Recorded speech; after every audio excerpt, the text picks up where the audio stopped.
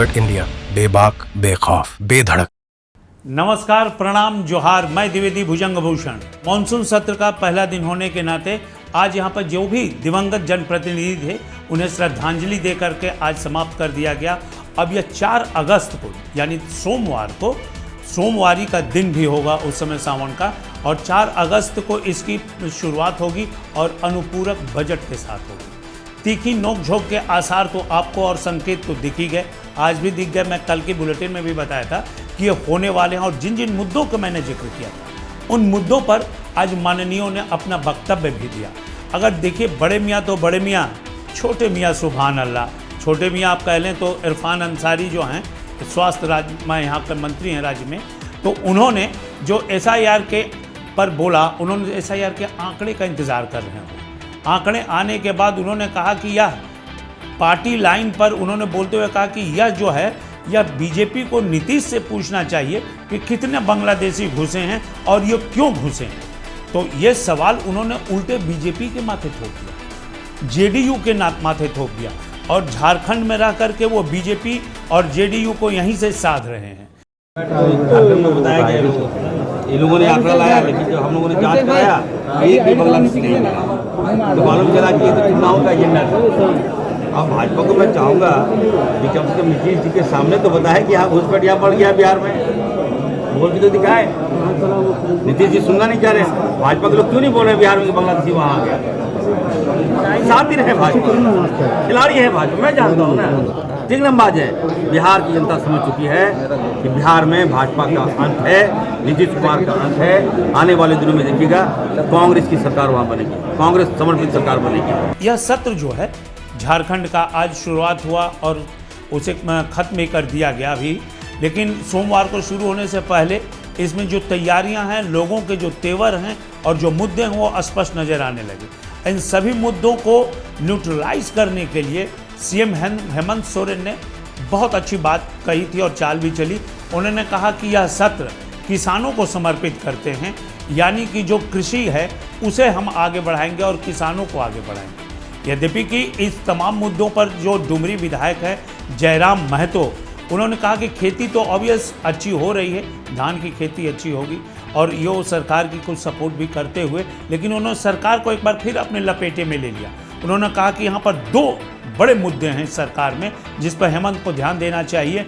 एक बड़ा मुद्दा है विस्थापन, जो संक्रामक है, यहाँ पर लगातार विस्थापन का मुद्दा जो है गर्माता रहा है, और दूसरा है कोयले का अवैध खनन।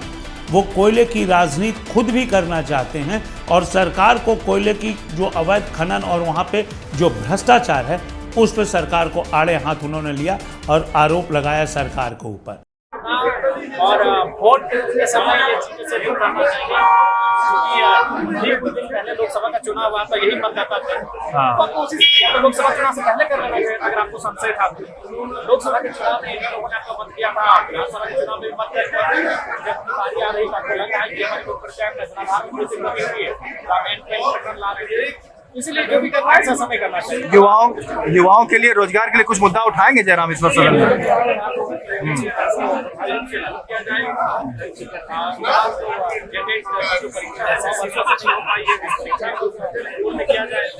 युवाओं की मुद्दे पर मैं खड़े होकर रहा हूँ, हालांकि इस बार मात्र 4 दिन का, 3 दिन का कार्य दिवस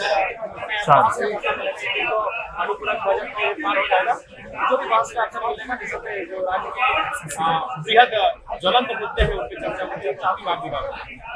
अब देखें कि दूसरे कांग्रेस के जो विधायक हैं इरफान अंसारी के बाद, तो जो दूसरे विधायक हैं वो रांची के ही कांके से हैं। उन्होंने कहा कि भाई यहाँ तो सरकार में, उन्होंने कहा कि सरकार को ही उन्होंने कटघरे में खड़ा कर दिया।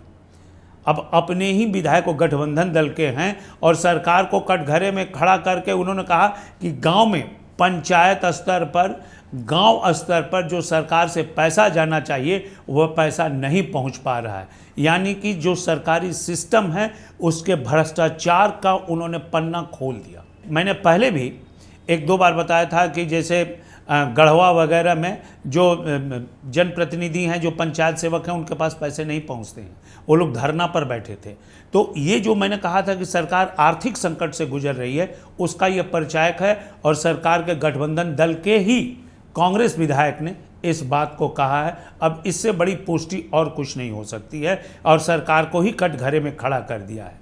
यानी कि आज से 45 वर्ष पहले राजीव गांधी ने कहा था कि केंद्र से 1 रुपये चलते हैं ना तो निचले स्तर पे जाते जाते 15 पैसे पहुंचते हैं और 85 पैसा गायब हो जाता है। वही कांग्रेस के ये विधायक हैं जो इस बात की हकीकत को जानते हैं और उन्होंने इस मुद्दे को उठाया है, भले ही इसमें हेमंत सरकार लपेटे में आई हो। तो ये उन्होंने कहा है। अब दूसरी तरफ चलें तो जो सुरेश बैठा है कांग्रेस विधायक कांके के, उन्होंने तो ये बात कह दी। पहले जिस हटिया डैम की बात कर रहे हैं उसका विभागीय मंत्री हम नहीं है, वो विभागीय मंत्री जल संसाधन के अंदर में आता है डैम। इसलिए आप सवाल को वापस करें, जल संसाधन मंत्रालय से पूछें। लेकिन अगर नैतिकता के आधार पर अगर हम जवाबदेही लेंगे, क्योंकि अभी हम विधानसभा में प्रश्न का उत्तर का इंटाइटल हम ही है जल संसाधन। आप अब ये बात पूछे कि भैया उसका जांच करेंगे, उसका अद्यतन स्थिति की जानकारी लेंगे, तत्पश्चात आपको मंडे को बताएंगे। नहीं तो भाजपा के लोग कह रहे हैं ना कि ये इतना बड़ा घोटाला इन लोग का है कि लोग इसी में लगे हुए हैं। अरे भाई, भाजपा के लोग क्या बोलेंगे?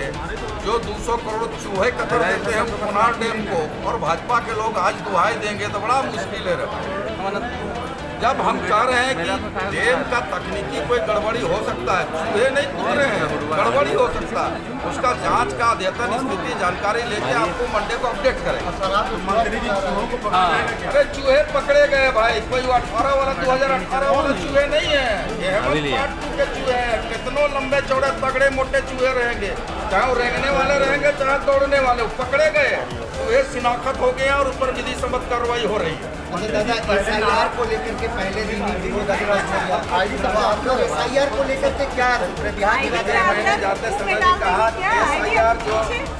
SIR जो लागू किया गया, एक शब्दों में अगर कहें तो तुगलकी फरमान है। लेकिन अब SIR और आयोग के मुद्दे पर नव नियुक्त जो भाजपा के मुख्य सचेतक हैं और नवीन जायसवाल, वो बहुत पुराने विधायक हो चुके हैं, अभी 3-4 टर्म जीते हैं वो, उन्होंने सरकार को घेरा और SIR और इलेक्शन कमीशन के पक्ष में उन्होंने विपक्ष को आड़े हाथ लिया, खास करके उन्होंने कांग्रेस को भी आड़े हाथ लिया और उन्होंने कहा कि अभी ये तमाम चीज़ें पटल पर आ जाएं, फिर इन्हें देखना होगा, क्योंकि कांग्रेस ये चाहती ही नहीं है कि देश में SIR हो और कांग्रेस अपने केंद्रीय नेतृत्व के आलोक में ही जो कुछ कहना है वो बोल रही है यहाँ पे। और चुनाव आयोग स्वतंत्र संस्था है और अभी आज से 1 महीना तक प्रेस कॉन्फ्रेंस करके चुनाव आयोग ने कहा जिनका नाम छूट गया है वो ऐड करा ले। कांग्रेस पार्टी इसमें राजनीति कर रही है, बांग्लादेशी और रोहिंग्या उसके वोटर हैं, इसलिए उनका नाम अवैध रूप से जुड़वाना चाह रही है। और जो मर चुके हैं, जिनका स्वर्गवास हो गया है, उनका फर्जी वोट डाल डाल के आदत बना हुआ है, तो गलत ढंग से चुनाव सबका बन जा रहा है। नहीं, देखिए, चुनाव आयोग ने आज प्रकाशित किया है और आपको उसमें किसी का आपत्ति है या किसी का छूटा है, उसको 1 महीने का समय है, आप उसको जुड़वा लीजिए। इसमें कहाँ किसी को राजनीति करने का अवसर है।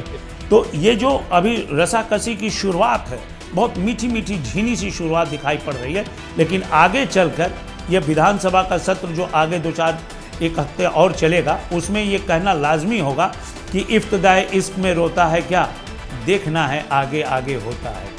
मैं आपको हमेशा अपडेट करते रहूँगा विधानसभा की खबरों से और बिहार और झारखंड की तमाम खबरों से, चुनावी खबरों से मैं आपको तमाम खबरों से अपडेट कराते रहूँगा। मेरे चैनल को लाइक, सब्सक्राइब और शेयर जरूर करें।